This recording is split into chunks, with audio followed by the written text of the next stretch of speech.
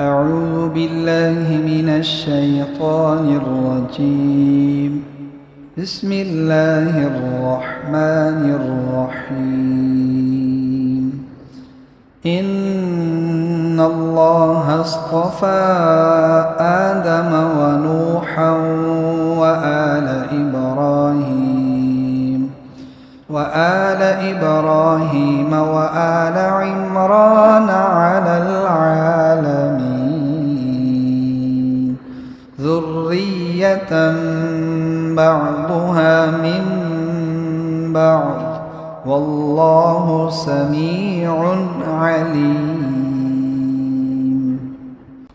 إذ قالت امرأة عمران رب إني نذرت لك ما في بطني محررا فتقبل مني إنك أنت السميع العليم.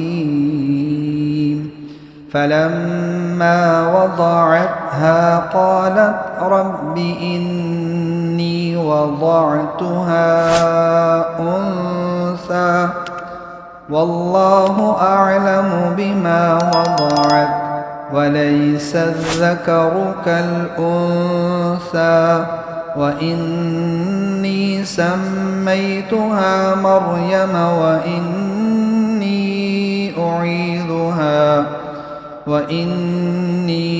أعيذها بك وذريتها من الشيطان الرجيم.